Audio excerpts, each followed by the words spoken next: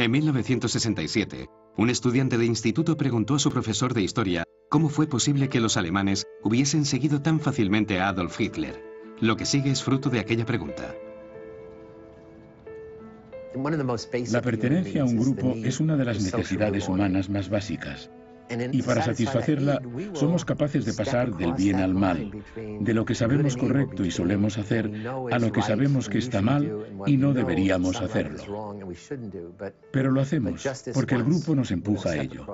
Otra característica de la mente humana es que tiene una infinita capacidad para justificar cualquier acción. Incluso antes de hacer algo decimos, debo hacerlo por tal motivo. Y luego decimos, lo he hecho por esto o aquello. Los seres humanos racionalizamos más que razonamos. Creemos ser racionales, creemos sopesar nuestras acciones, pero lo cierto es que las justificamos a posteriori para que encajen en unos valores sociales aceptables. Un uso perverso de la increíble capacidad de la mente es ser capaces de hacer casi cualquier cosa. Toda la magia creativa de la mente humana puede pervertirse justificando cualquier maldad, cualquier transgresión. La tercera ola, fascismo en la escuela.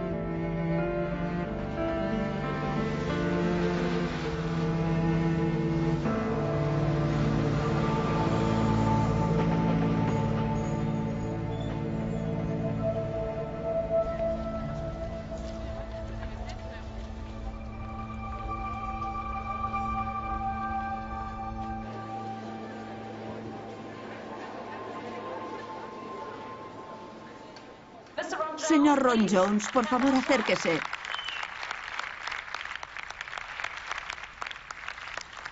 ¿Qué puede contarnos de la tercera ola, el experimento que hizo? ¿Cuándo supo que los alumnos del colegio estaban fuera de control? Durante años intenté ocultar el tema, evitarlo, no comentarlo. Pero tenemos la responsabilidad de entender lo que está bien y lo que está mal. Lo que pensé que sería una práctica de un solo día se convirtió en toda una semana de clase viviendo en el terror. Mi ego se infló, me sentí más poderoso, con más mando y me gustó. Ese fue el problema, pero al menos soy consciente de ello. Me gustaba la adulación, el poder, el mando. Al cuarto día mi mujer me dijo, tienes que parar esto, es muy peligroso. Por lo que sé, la intención de Ron Jones era que unos estudiantes norteamericanos de los años 60 fuesen conscientes de lo fácilmente que unos estudiantes similares en Alemania acabaron convertidos en las juventudes hitlerianas.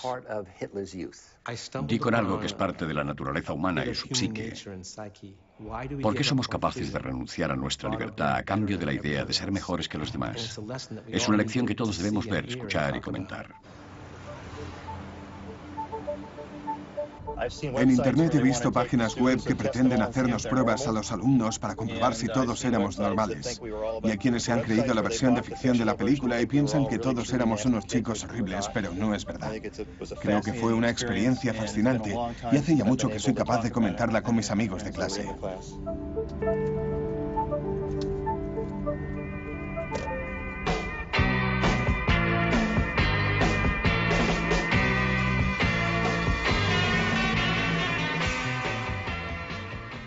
En 1967, Palo Alto era ya un centro de alta tecnología, una comunidad de clase media alta formada por profesionales cualificados.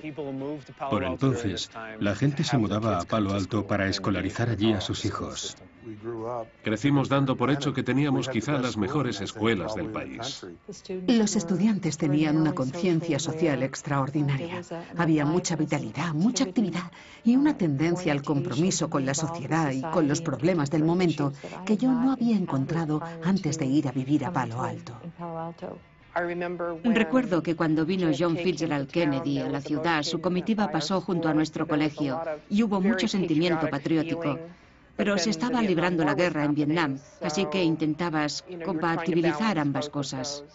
Tras la ola todo cambió en cuestión de semanas o meses. Pero antes la mayoría éramos unos quinceañeros impecables, educados, y confiábamos en nuestro maestro, que tenía mucho carisma. Le queríamos. Cuando conocí a Ron Jones, pensé, Dios, qué joven es, parece uno de nosotros. Yo contraté a Ron Jones. Era justo el profesor que necesitaba para cubrir un puesto. porque era un joven licenciado de Stanford con buenas referencias académicas, y eso en Palo Alto era importante.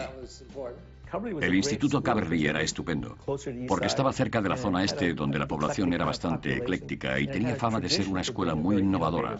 Así que me sentí muy afortunado de estar allí. Él también hizo cosas muy innovadoras. Traía a clase a invitados muy interesantes y polémicos. Trajo a un comunista, a un miembro del Ku Klux Klan y a otro del Partido Nazi norteamericano para hablar de la supremacía blanca.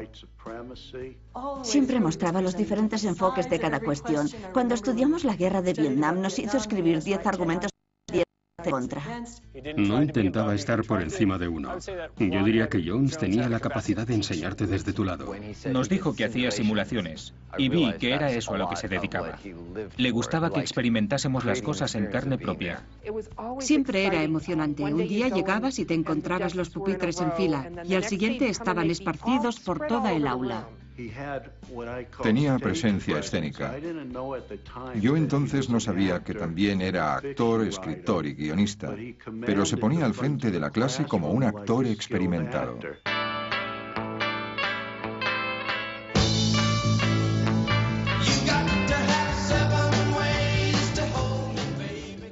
En los años 60, mucha gente puso en práctica la educación experiencial.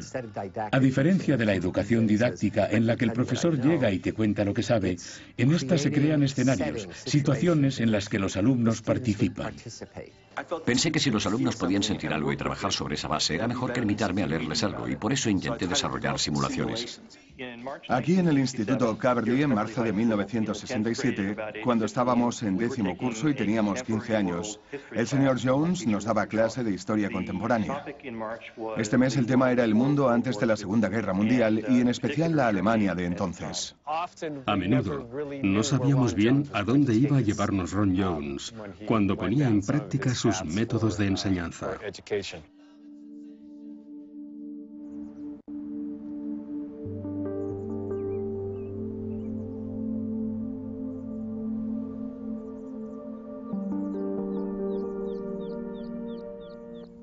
Lo que recuerdo de la tercera ola es que al acabar uno de los temas de estudio, le preguntamos al señor Jones qué íbamos a estudiar al día siguiente, porque nos gustaban tanto sus clases que estábamos deseando saber qué sería lo próximo.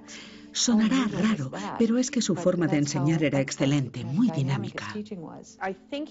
Creo que su intención fue que hiciésemos algo un poco distinto, quizás simulando una situación, y por tanto no resultaba nada amenazador.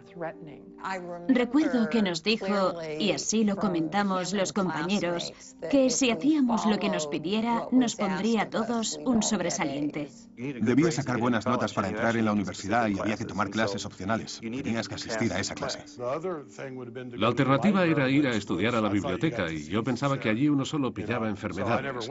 Así que nunca fui a la biblioteca, sino que me quedaba en clase y hacía lo que hiciese falta para graduarme.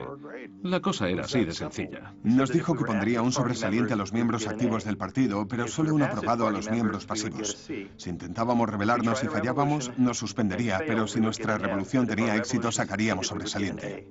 Durante los primeros 2 días del experimento, el señor Jones no era el de siempre. Es curioso cómo le cambió la sonrisa, la expresión. Ya no tenía la misma sonrisa en la mirada. Aquello era totalmente impropio de él.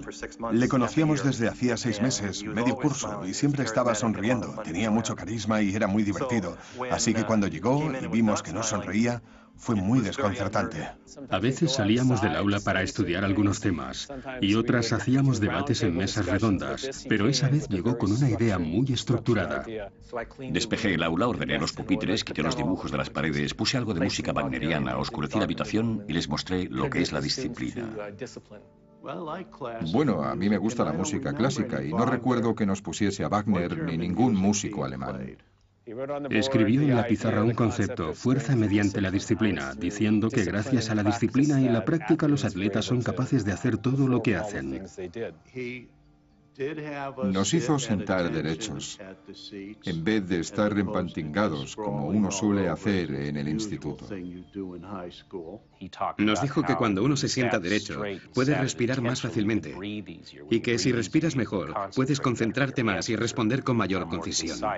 En cuanto dijo eso, toda la clase cambió de postura y allí estábamos todos sentados derechos, apoyando los pies en el suelo y con los brazos a los lados. Yo estaba muy cómoda porque toco el arpa y me parecía bien. Se dicen esas cosas sobre la energía corporal cuando te sientas derecho, así que para mí no era inconveniente. Una de las primeras cosas que hizo fue ponernos un ejercicio en el que teníamos que agarrarnos las manos por la espalda.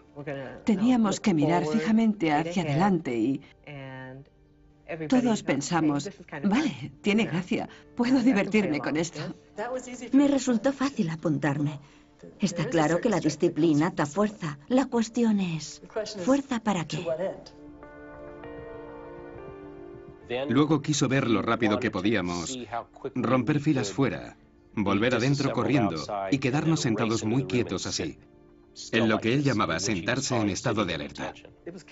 La primera vez que salieron fue un caos. Podían entrar como quisieran, así que hubo tropiezos, caídas y choques entre ellos y pupitres volcados. Así que lo repetimos una y otra vez, como en broma, como un juego, pero sin duda funcionó. Nos cronometraba al volver a los asientos y todos íbamos a sentarnos, chocando unos con otros. Y nos sentábamos en estado de alerta, así, mirando al frente. Y entonces el señor Jones miraba el cronómetro y decía que podíamos hacerlo más rápido. Dije, debéis intentar ser disciplinados, moveros con suavidad, llegar a vuestros asientos y sentaros rápido. Y entonces todos se sentaban. Cada vez lo hacíamos un poco más rápido y el señor Jones quiso pasar a otra cosa. Dijo, vale, creo que lo hemos logrado. Pero uno de los alumnos exclamó, señor Jones, creo que podemos hacerlo más rápido. Y todos nos levantamos y volvimos a hacerlo. Y en ese momento fue un pequeño síntoma de que los chicos, de que quizá nos estábamos involucrando en aquello en exceso. Y demasiado rápido. Hasta entonces, Ron Jones siempre nos había permitido llamarle Ron o señor Jones, como quisiésemos, pero dejaba que le llamásemos Ron. A partir de ese momento, solo debíamos dirigirnos a él como señor Jones.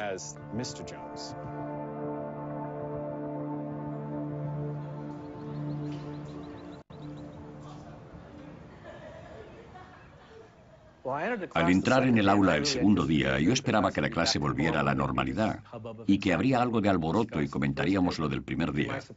Pero para mi sorpresa, toda la clase estaba allí plantada, sonreían de oreja a oreja y tenían como un guiño en los ojos. Cuando llegamos al aula al comienzo del segundo día, antes de que entrase Ron Jones, todos fuimos a nuestros sitios, nos quedamos de pie junto a nuestros asientos y nos quedamos callados. Ron iba improvisando día a día. No es que tuviese una lección planificada. Fui a la pizarra donde ya ponía lo de fuerza mediante la disciplina y escribí fuerza mediante la comunidad. Y se puso a hablar del sentimiento de raza, de gente que construye sus casas en comunidad, lo opuesto al individuo. Una raza, un movimiento, una causa común. Construir juntos un granero, hacer algo juntos como comunidad. La idea era que una comunidad es más importante que el individuo. Y le atribuía a todo aquello el sentimiento de pertenencia al grupo. Hablando todos con una sola voz, o cantando, o sencillamente al marchar marcando el paso juntos. Esa sensación primaria ancestral de ser parte de algo más grande que uno mismo. Eran los tiempos del Ejército Simbiótico de Liberación, de los Panteras Negras. Había un montón de cosas así. La idea era que quizá todos compartirían una nota en vez de tener cada cual la suya. Y lo agradable que sería volver a casa con un sobresaliente en vez de un aprobado. Y me parece que aquello caló mucho en algunos chicos que pensaron, maldita sea, llevo toda la vida sacando aprobados y voy a llevarles a mis padres un sobresaliente. Yo me apunto. Así que saldríamos de clase todos juntos y haríamos los deberes juntos y nos convertiríamos en un grupo. Me pareció estupendo, porque así no tendría que estudiar. Solo teníamos que hacer ciertas cosas y parecía muy divertido. Obviamente, a los mejores estudiantes aquello no les gustó tanto, porque suponía una cierta amenaza para sus calificaciones. En cuanto a las notas, no era una amenaza. No suponía un peligro que las compartiésemos. Si acaso, aquello hizo que algunos que antes no habían participado mucho en clase empezasen a hablar y a tomar parte. Siendo profesor de instituto, el hecho de que los alumnos empezasen a ayudarse entre ellos y a responder favorablemente, me vi desbordado por lo bien que respondían y por la comunidad que generaban esas respuestas. Durante esos primeros 2 días también sacó otra idea. Él planteaba una pregunta, pero antes teníamos que decirle nosotros que empezase. Y debíamos responder a sus preguntas con 3 palabras como máximo. Debían ser muy breves, comprimidas, cortas, directas. Si tenías algo que decir, debías ponerte de pie junto a tu pupitre y dirigirte a él correctamente, con modales. Eso no tenía nada de malo. ¿Y si formábamos una comunidad? Bueno, claro, necesitábamos tener un rasgo distintivo, así que inventé el saludo de la ola. El saludo era así. Era algo así. Debíamos hacer así al encontrarnos unos con otros o lo que fuera. Era un saludo hitleriano, según recuerdo. Ahora que me recordáis todo aquello, me sale automático. Lo siento, pero no recuerdo la señal con la mano. El saludo era una mano curvada que representaba una ola y nuestra organización se llamaba... La tercera ola. En jerga playera, la tercera ola es la más fuerte, la más poderosa. Y así, con la fuerza de la disciplina, éramos la tercera ola.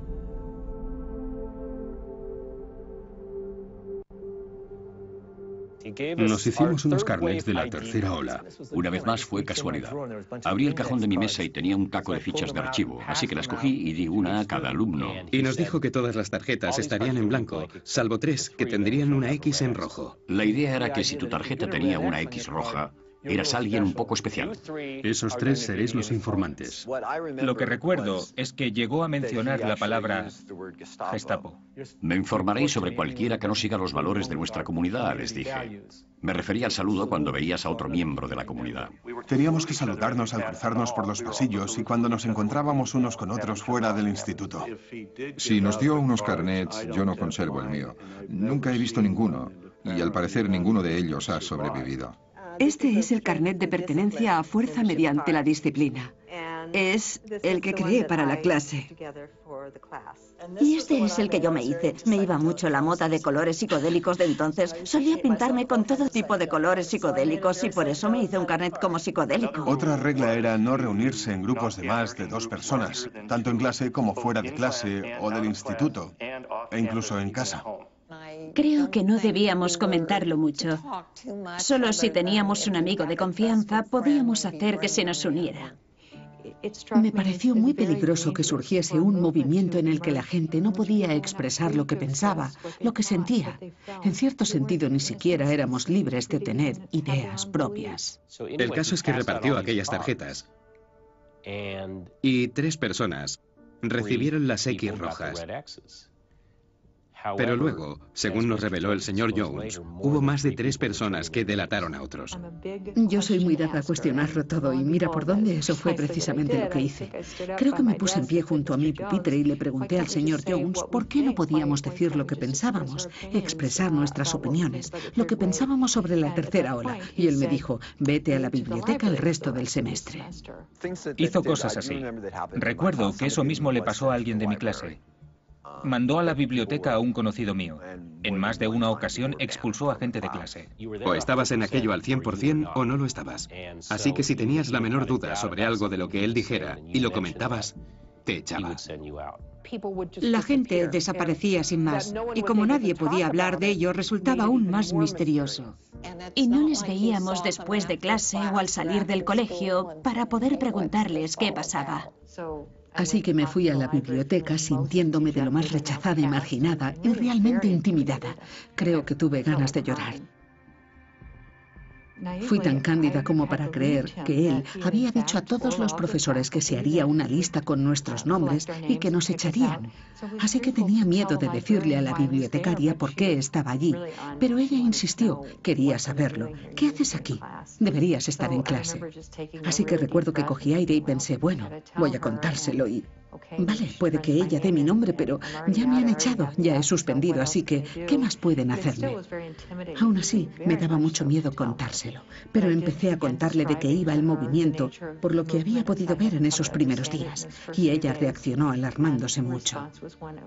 Me confesó que había crecido en la Alemania nazi, y que justo ese había sido el clima que dio origen al nazismo. Dijo que fue muy parecido, y que uno no podía quedarse de brazos cruzados, que había que hacer algo. Y supe que yo tenía que hacer algo, pero no sabía qué demonios hacer.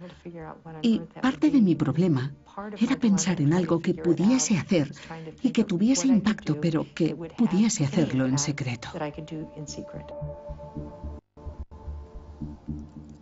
Esa tarde volví a casa y se lo conté a mis padres. Y debo reconocerles el mérito porque me dijeron, bueno, ¿qué quieres hacer? Y lo que se me ocurrió de inmediato fue hacer carteles. Hacia las 8:30 de la tarde, mi padre me llevó en coche al instituto. En Palo Alto el clima es siempre muy cálido, así que las galerías eran abiertas. Y por eso pude entrar y poner carteles. Y esa primera noche pensé, al menos he hecho algo. A la mañana siguiente llegué al colegio entre la primera y la segunda hora de clase y pensé, daré una vuelta rápida para ver mis carteles. Para mi sorpresa no quedaba ni uno. Vi que en tan solo una hora alguien se había ocupado de recorrer todo el colegio para asegurarse de que no hubiese nada negativo sobre la tercera ola en ningún sitio y habían arrancado todos los carteles. No recuerdo haber pedido a ningún alumno que arrancase los carteles específicamente. Volví a casa del colegio y esa noche repetí mi conducta obsesiva de hacer carteles. Y al día siguiente me llevé una escalera al colegio. Y eso fue lo que hice cada tarde, llevarme la escalera al colegio para poder poner los carteles tan altos como me fuese posible. Aún así quitaban muchos de ellos. Supongo que la gente saltaba para agarrarlos, pero algunos se quedaron, lo que para mí supuso un triunfo secreto y silencioso. Esa organización se llamaba Los Breakers e intentaban detener la tercera ola. Yo había vivido en Rhode Island y había allí una mansión llamada Los Breakers. Así llaman a unas olas grandes y también significa interruptores. De ahí el doble sentido de detener el movimiento. Para mí era un misterio quiénes eran los Breakers o qué eran. Era un misterio más en medio de todo aquello.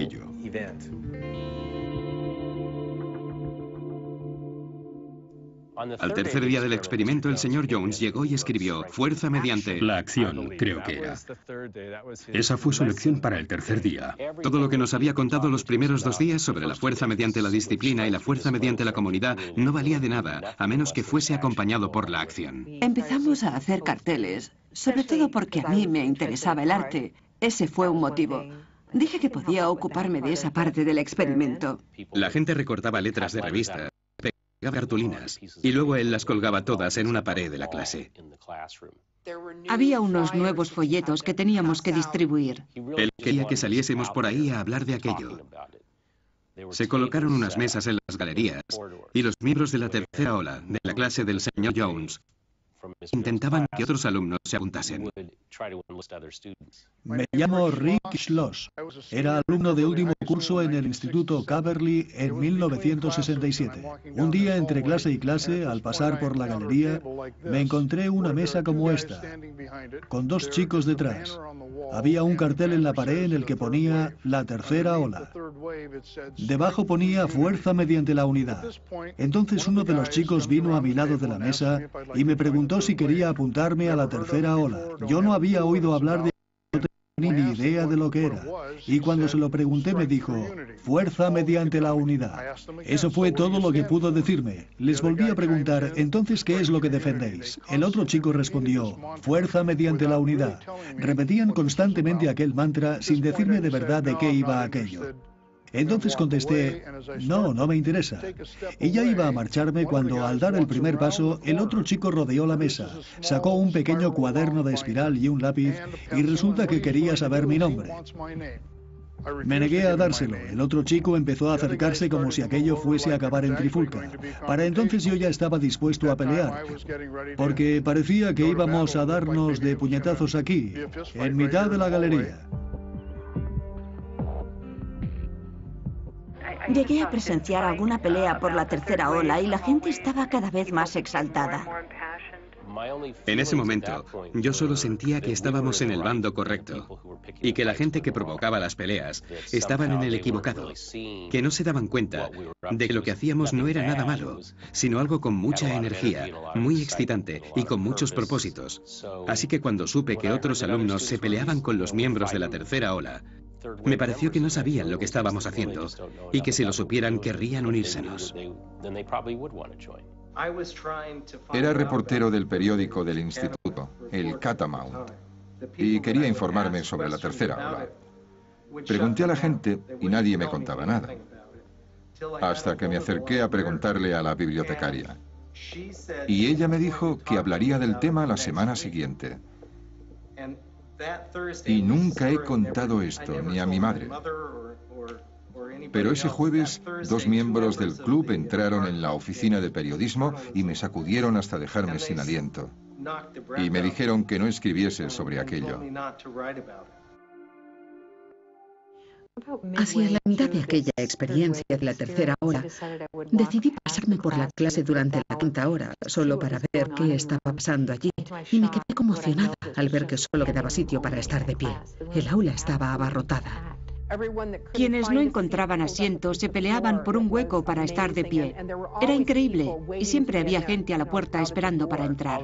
De repente empezamos a captar la atención de los más pequeños y los mayores. Y había gente fuera del aula deseando saber qué estaba pasando, qué era aquello de la tercera ola. Allí había alumnos de todos los cursos del instituto. Y en el aula florecían las pasiones. La gente estaba muy excitada, electrizada por formar parte de aquel nuevo movimiento. Me asombró y a la vez me aterrorizó. Me asusté al darme cuenta de que venían al aula alumnos que no pertenecían a la clase y supe que había estudiantes de los otros 2 institutos del barrio que estaban pensando en unirse a la ola. Me enteré de este tipo de cotilleos y obtuve esa información gracias a aquellas X rojas que le había dado a todo el mundo. Me enteraba de todo lo que pasaba. Daba miedo enterarse con todo detalle de lo que alguien le contaba a sus padres o a su mejor amigo. No es suficiente pensar de una manera. Tienes que obrar en consecuencia. Debemos ser fuertes. Debemos librarnos de la gente débil de la clase y de los posibles espías. Sí, éramos parte del grupo, pero ahora teníamos cosas que hacer fuera de él. Creo que tuve un sentimiento innato de querer ser aceptada por mis iguales. Yo quería gustarle a la gente. Creo que habría sido capaz de admitir muchas cosas que habría detestado. Cuanto más miedo tenían de que les acusasen a ellos o de que les hiciesen daño, más información daban sobre otra gente. Pasaban cosas de ese estilo y era como si estuviese formando una sociedad en miniatura. Obedecían como cachorritos para aprobar. En esos momentos es cuando descubres quién es buena gente y quién mala. Y algunos que eran buenas personas resultaron ser los peores. Había gente que se lo tomaba a vida o muerte y hacían exactamente lo que Ron quería que hiciesen. Te apartabas de la gente que se burlaba de aquello porque querías seguir siendo parte del grupo. Cuando hay ese lavado de cerebro, no sabes si alguien ha delatado a otra persona con razón o se lo ha inventado. Era en esta aula. El señor Jones se ponía delante de la clase y yo me sentaba en mi fila. Él entraba y nos decía que había sabido por su policía secreta que había infractores y que habría que juzgarlos ese mismo día. Se ponía ante la clase y decía tú y tú y les ponía en pie firmes junto a sus pupitres. Ha sido visto en compañía de gente contraria a la revolución. ¿Qué tienes que decir al respecto? Y de repente toda la clase empezaba a repetir al unísono: culpable, culpable, culpable. Y Jones iba a su mesa y sacaba uno de sus impresos en los que ponía: por la presente se te exilia a la biblioteca durante el experimento. En lo sucesivo, todos los días, cuando se reúna esta clase, deberás irte a la biblioteca. No volverás nunca a la clase. Y escoltaban a ese alumno hasta la puerta y se lo llevaban. Un día de aquella semana, creo que el segundo, me crucé con una compañera de clase en la galería. Ella estaba en la tercera ola y me había hecho el saludo del grupo, y yo no se lo devolví porque no formaba parte del movimiento. Y vi que le cambiaba la cara con una mirada de susto y me dijo: Sherry, no me has devuelto el saludo. Así que le dije: es que no estoy en el movimiento. Y ella me contestó con un tono de incredulidad: ¿que no? Y se lo repetí. Y desde ese momento no quería tener nada que ver conmigo. Cada vez que nos cruzábamos, apartaba la vista. Creo que en el segundo o tercer día, estando fuera de clase con uno de mis mejores amigos, nos referíamos al lema Fuerza mediante la disciplina, por sus siglas en inglés, STD. Y por esa época había un anuncio de un detergente, no sé cuál era, cuyo eslogan era más fuerte que la suciedad. Y sus siglas eran las mismas. Así que le dije a mi amigo que STD significaba más fuerte que la suciedad. Y él se rió y tal porque había hecho un chiste sobre la tercera ola. Y seguimos con nuestras cosas. Justo la mañana siguiente, el señor Jones me llamó al orden. Me dijo, señor Neal, póngase en pie junto a su pupitre. Y se sacó un papel del bolsillo y me dijo, he sido informado de que ha dicho usted que STD significa más fuerte que la sociedad. Yo miré a mi amigo que se sentaba delante de mí y él tenía la vista clavada al frente, no sonreía ni nada. Y me di cuenta de que obviamente me había delatado él. También se produjo el fenómeno de que algunos alumnos se involucrasen psicológicamente en aquello, mucho más que como en un simple juego. Había un alumno que se sentaba por aquí en el rincón junto a la puerta, y recuerdo que siempre estaba aquí sentado, incluso durante la hora de comer. No es bueno que ningún estudiante esté siempre solo, pero aquel chico lo estaba. Y un día entró detrás de mí a la sala de profesores y el profesor de inglés, el señor Tanner, le reprendió diciéndole, no tienes que estar aquí, eres un alumno. Y el chico se volvió hacia él y le dijo, no soy un alumno, soy un guardaespaldas. De repente se sobrepasó un límite, por todas partes. Y aquello ya no era una forma de enseñar algo a los alumnos, ni estábamos haciendo una simulación. La cosa se había descontrolado. Él llevaba guardaespaldas a su alrededor, así que allí donde estuviese Ron Jones recibía saludos. Él saludaba, y también sus guardaespaldas, y nosotros les devolvíamos el saludo. Así que allí estaba aquel grupo, el jefe y su grupo, andando por los pasillos y creando una oleada de saludos a su paso. Se combinaron varias cosas. Algunos alumnos solo querían hacer lo que el resto. Otros querían unirse porque podía resultar divertido. Y otros se lo tomaban como si aquello fuese a ser su salvación. Tuvo su origen en la forma en que se educaba a muchos niños en esa época. Los padres no dedicaban mucho tiempo a estar exclusivamente con sus hijos. No existía eso de preguntarte por tus sentimientos. A nadie le importaba lo que sintieras, solo sacabas las mejores notas que pudieras y luego ibas a la universidad. Y con eso contentabas a tus padres. Para entonces ya sabíamos que teníamos unos lemas, unas reglas, unas metas y una policía secreta que se ocupaba de que cumpliéramos las reglas.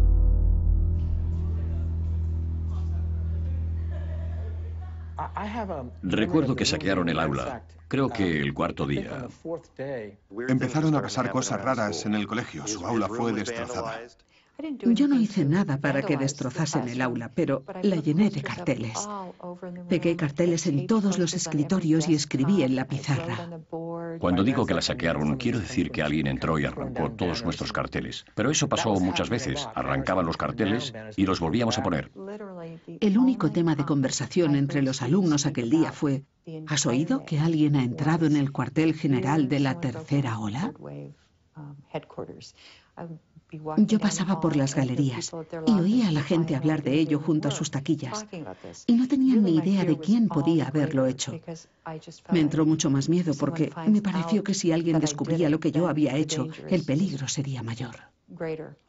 De repente, nada más empezar el cuarto día, las cosas cambiaron. El señor Jones entró en la clase, corrió las cortinas y cerró la puerta con cerrojo. Tenía un guardaespaldas a tiempo completo y estaba con él. En ese momento ya había miembros del club que se comportaban como guardaespaldas voluntarios y uno de ellos se puso delante de la puerta en cuanto echó el cerrojo. Jones apagó las luces, corrió las cortinas y todo se quedó bastante oscuro. Entonces creo que expulsó a un par de personas por haber realizado asesinatos fingidos. Creo que los sacaron de clase en ese momento. Y entonces cambió todo el proceso al que nos sometía. Se notó un cambio sutil en su humor y en cómo se dirigía a nosotros. Hay que recordar que la clase a esas alturas estaba abarrotada. Era el aula del señor Jones, la C3, y estaba llena de gente. Estaban sentados por los pasillos o de pie junto a las ventanas y entre los bancos. Nos dijo que aquello no era un juego. Profesores por toda la nación haciendo lo mismo en sus clases y que íbamos a unirnos y a formar un tercer partido político en el país. Nos dijo, se están celebrando juicios para expulsar a los chicos que no se lo tomen realmente en serio y los que quedéis seréis los fuertes, los que sacaréis adelante este movimiento estudiantil. Lo cierto es que es un movimiento nacional. Hay otros 1025 colegios haciendo esto ahora mismo. En aquel momento no había internet, así que no había forma de comprobar si era cierto. Y por raro que parezca, parezca, nadie le pidió que lo demostrase. Confiamos en él, o al menos no estábamos en condiciones de llamar la atención. Dijo que estaba ocurriendo lo mismo en San Francisco, que estaba pasando en Chicago, en Filadelfia, en Nueva York, y que como aquello estaba funcionando tan bien, al día siguiente iban a hacer público quién sería el nuevo líder de su partido. Aquello cambió la simulación, la transformó en algo más significativo, y de repente era algo más importante que uno mismo, y ya no podías salirte de aquello y ponerle fin. El grupo se había formado debido al desencanto de nuestro país tras la muerte del presidente Kennedy. Ahora la única esperanza que le quedaba al señor Jones y a nosotros como nación estaba en los cuerpos de paz y en el desarrollo de los derechos civiles. Dijo que se estaba formando un nuevo partido para recuperar muchos valores, porque los habíamos perdido, y por supuesto los habíamos perdido porque se estaba librando la guerra de Vietnam. Aún había problemas con los derechos civiles, y se estaba asesinando a líderes de la izquierda y la derecha de nuestro país. Recuerdo haber pensado para mis adentros que yo confiaba en que el gobierno nos decía la verdad. Y fue mi primera experiencia con una situación política en la que no se nos informaba plenamente y no sabíamos todo lo que estaba ocurriendo. Y recuerdo que me sentí un poco traicionada por nuestro gobierno. La economía de nuestro país estaba teniendo problemas y podíamos estar mejor en lo económico. Dijo que podíamos estar política y militarmente mejor. Con la administración de entonces teníamos muchos puntos débiles. Estábamos librando una guerra en la que nadie quería estar. Y debíamos encontrar una forma de mejorar las cosas. Íbamos a liberarnos de esa gente de Washington que no estaba haciendo lo que la mayoría de la gente quería. Y curiosamente coincidió que en la revista Time o alguna otra salía algo llamado la tercera ola. Uno de mis compañeros de clase al fondo del aula dijo: «Señor Jones, ¿qué nos dice de esto?». Era un anuncio a color y decía: «La tercera ola está llegando». Y me acerqué, agarré la revista y dije, esta es la señal para entrar en acción. Y mañana tendremos una asamblea y conoceréis al candidato a la presidencia que explicará el propósito de la ola y será nuestro nuevo líder. Y vamos a alzarnos todos juntos para cambiar el mundo. Esa revista era mía. Yo la llevé a clase. Era un anuncio a doble página, con algunas fotos al pie, y un texto de página a página que decía algo sobre una tercera ola. Eso ayudó a decidirme, a pesar que estaba claro que aquello iba a ocurrir. Nos dijo que aquello era algo real, un auténtico movimiento juvenil. No recuerdo nada más sobre ese movimiento juvenil, sobre qué se suponía que era, pero el hecho era que parecía ser real.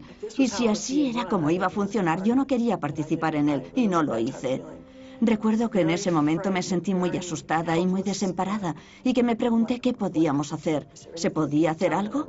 Me acuerdo de que hablé mucho con Mark sobre ello. Fue como si comparásemos opiniones sobre lo que estaba ocurriendo para ver si se podía hacer algo, y no se me ocurría nada. Y me sentí muy... Vaya, aquello era demasiado gordo como para saber qué hacer. Creí que era posible porque durante los años 60 pasaron muchas otras cosas. Hubo muchos movimientos a escala nacional. Nos dijo que quería que todos nos presentásemos al día siguiente a mediodía en el aula H1, que era una gran sala de reuniones con circuito cerrado de televisión. El líder nacional del partido iba a presentarse, de repente lo pararía todo y anunciaría el nuevo movimiento estudiantil. Entonces el señor Jones salió sin más del aula, dejándonos solos, a oscuras. Recuerdo que un alumno se levantó, creo que era una chica, y empezó a gritarle a todos que no acudiesen a la asamblea, que aquello estaba mal. Y no creo que nadie se uniese a ella. Miré a mi alrededor de reojo y vi que todos la ignoraban y miraban fijamente al frente, cosa que resultaba muy... En fin, que aquello me obligó a seguirle la corriente a todo el mundo y a no marcharme en ese momento. Cuando unos amigos y yo salimos de clase aquel día, estábamos anonadados. Mi mundo había cambiado. Era un profesor tan apreciado y carismático que cuando dijo que aquello era real fue algo... No creo haberme sentido tan traicionada nunca en mi vida. Cuando Ron Jones nos dijo que aquello iba a ocurrir, nos puso un par de condiciones. Y estas eran que no debíamos hablar de esa asamblea del día siguiente, ni de que la tercera ola fuese un grupo político auténtico. No debíamos hablar de aquello con nadie. La mayor preocupación de mi madre era que alguien con autoridad estaba hablando con los alumnos y algunos de ellos se estaban involucrando mucho en lo que les contaba. Eso podía provocar una revuelta en nuestra democracia y mi madre pensaba que aquello podía ser el comienzo de algo más gordo que cualquier cosa que hubiese visto con Hitler y demás. Se rumoreaba que un chico había ido a ver a su tutor y se había quejado y el tutor le había delatado ante Jones y le habían expulsado. Nunca supimos de qué alumno se trataba, pero ese rumor fue muy efectivo para mantenernos a raya. No dejé que nadie supiera que había ido a pedir al tutor que hablase con mi madre, porque no sabía quién podía tener relación con Ron y contárselo. Y podían decir, ella sabe lo de la asamblea, así que hay que asegurarse de que no asista a ella. Solíamos hablar de todo tipo de cosas, política, la escuela, lo que fuese, al sentarnos a cenar cada noche, y notaron que esa noche yo no estaba muy hablador, que parecía estar dándole vueltas a algo. Así que me preguntaron, y se lo conté. Les dije, quizá no deberíais ir a trabajar mañana. Creo que sería buena idea que no lo hicieseis, pero si tenéis que ir a trabajar, intentad estar junto a un televisor a las 12, porque creo que va a pasar algo muy gordo. El director del instituto estaba encantado con la ola, porque durante un instante sacó a todos los descontentos de la calle, de la galería. Si acababan entrando en mi clase, el colegio parecía ganar en tranquilidad y en orden, y eso a él le agradaba mucho. Ron Jones no me mantuvo informado día a día mientras duró el experimento. Tampoco yo esperaba que lo hiciese. Yo le había dado el visto bueno y confié en lo que llevaría a cabo con profesionalidad. Como digo, recibí una o dos llamadas de padres y les expliqué la finalidad de esa lección y que pensaba que sería una forma excelente de enseñar a los estudiantes los peligros del totalitarismo. Esa tarde, al pasar por las galerías, vi a un montón de alumnos de último curso que eran manifestantes radicales con melenas que habían dejado sus clases para venir a la de la tercera ola. Les oí comentar, vamos a echar de Washington a los cerdos. Vamos a forzar nuestra retirada de Vietnam. Y aunque nosotros fuésemos menores, estábamos a 2 años de estar en edad de ser reclutados. A Vietnam iba gente a la que llamaban a filas, no era como la guerra de Irak. Y en un par de años el gobierno nos pondría un arma en las manos y diría o matas o te matan. Así que cuando oí a esos chicos decir que íbamos a echar de Washington a los responsables de aquella guerra, me animé a ir a la asamblea del día siguiente. No querías fallarle a toda esa gente que contaba contigo. No querías ser la causa de que aquello no progresase.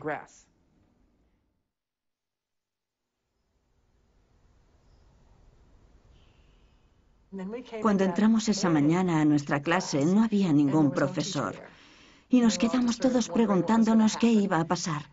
Y entonces creo que fueron 2 chicos, 2 por lo menos, del club de ejecutores, el de sus guardaespaldas, que vinieron a escoltarnos hasta la sala donde íbamos a ver aquel vídeo.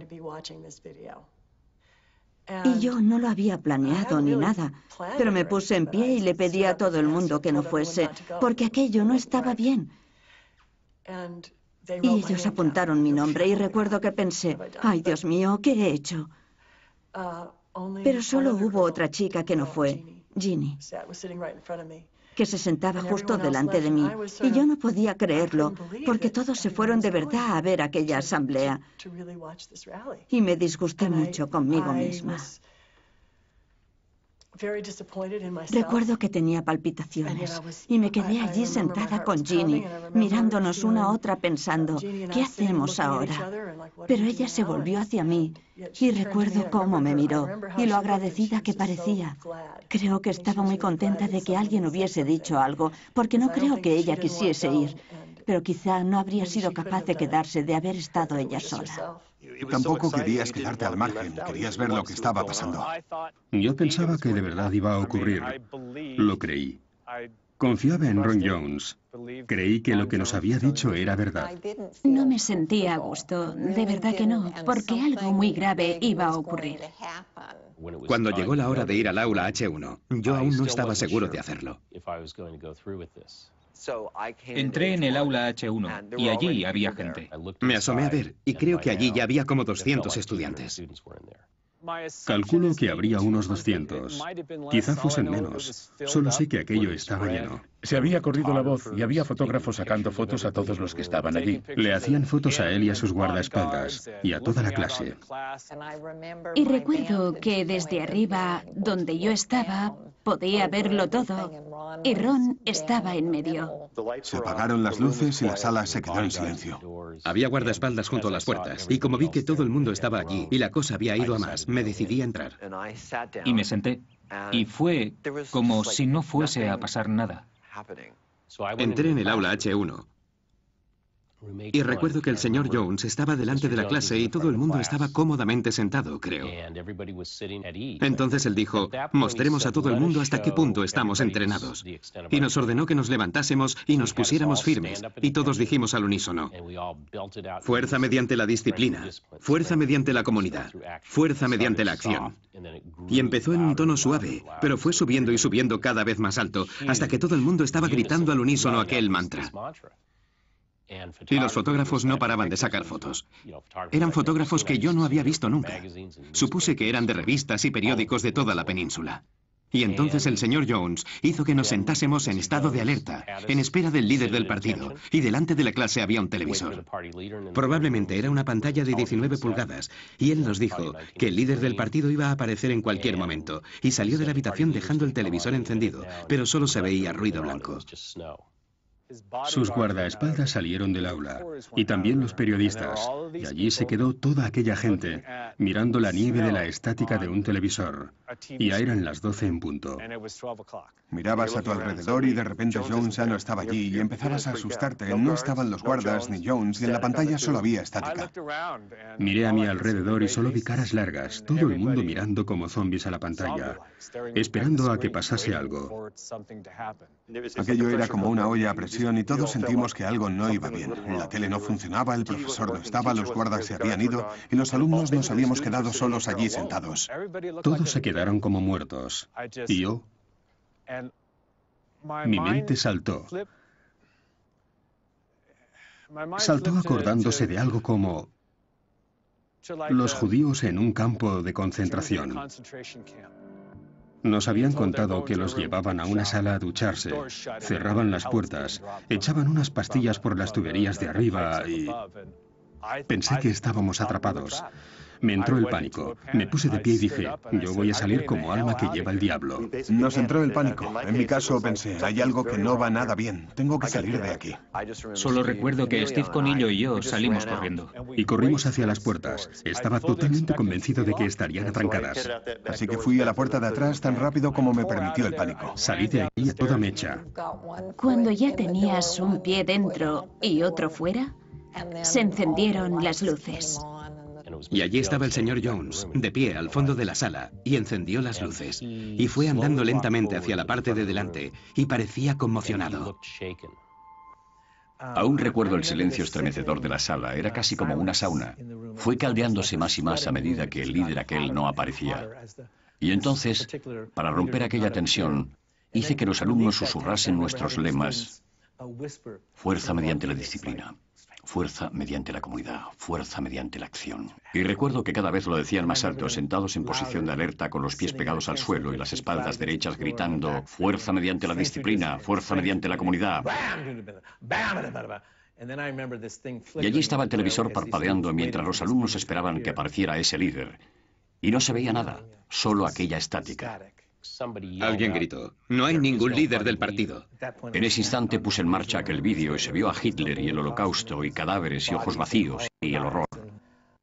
A eso es a lo que habíamos sucumbido.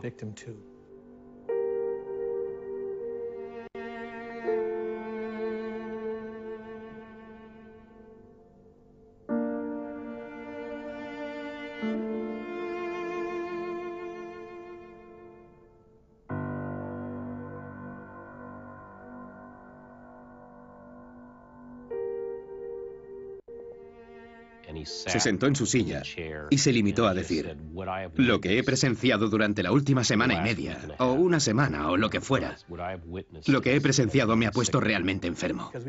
Porque no somos ni mejores ni peores que los alemanes, somos exactamente como ellos. Hemos trabajado en los planes de defensa, hemos sido testigos de esta desolación, y somos igual que ellos. Había que estar allí para ver cómo la gente lloraba de forma espantosa. Y su conmoción, sus caras de horror eran como si se acabara el mundo. No sabían qué hacer, no podían ni andar. Se quedaron sentados en sus asientos y algunos querían irse, pero no sabían si marcharse o no. Se apagaron las luces mientras la gente salía. Recuerdo que algunos alumnos lloraban, algunos tenían que sujetar a otros, se sujetaban entre ellos, y recuerdo que un chico pasó a mi lado diciendo: yo ya sabía que todo era una broma, pero no creo que pensase eso, sinceramente. La gente se lo tomó en serio y luego descubrieron que no estaban nada orgullosos de lo que habían hecho. Creo que eso fue lo más doloroso para muchos. Y el haberse dejado llevar. A nadie le gusta eso. Algo que aprendimos es que en clase la amenaza habían sido las notas, pero en la vida real, en una dictadura, con lo que te amenazan es con quitarte la vida. Odio ir por la vida centrándolo todo en mí, pero aquel fue uno de esos momentos. Vino una chica por mí a decirme: se acabó, y pensé: me han pillado, fuera. Pero resulta que el movimiento se había acabado y ella solo venía a avisarme para que volviese a clase. Cuando entré, la imagen que tengo de los estudiantes es que parecían un espejismo en medio de la carretera en el calor del verano, como estremeciéndose. Esa es la imagen, parecían temblorosos. Algunos temblaban tanto que si hubiese hecho así, se habrían caído. Tuve aquel momento de pánico total. Y, a mi manera, de forma poco sofisticada, sentí empatía hacia las víctimas de cualquier régimen nazi como la tercera ola. Soy mitad alemana, me llamo Hess. Mi apellido de soltera es Hess, que es muy alemán. Y por eso siempre he oído preguntarse cómo pudo pasarle eso al pueblo alemán, cómo pudieron hacer aquello.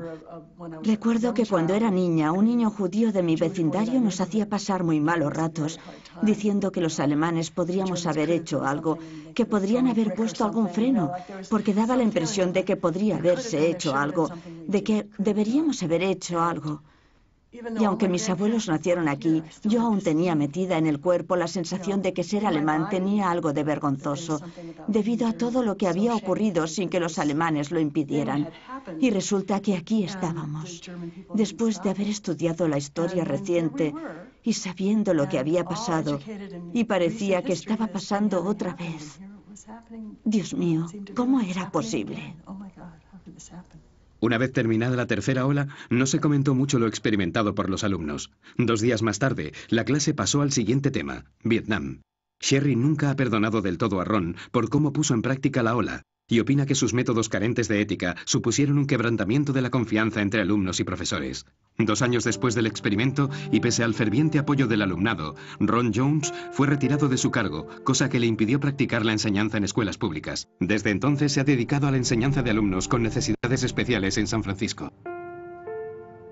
Creo que fue una de las mayores lecciones que me hayan dado nunca. Es no dejar que te controlen, no hacer nada que sinceramente de corazón te parezca que no debes hacer. Cualquiera puede ser seducido para que tome parte en algo, como hicieron en Alemania. Y creo que esa es la parte más instructiva de todo el experimento.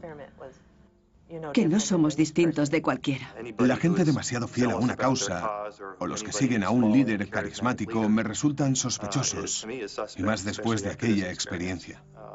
Creo en el término medio de llegar a acuerdos, y no en atrincherarse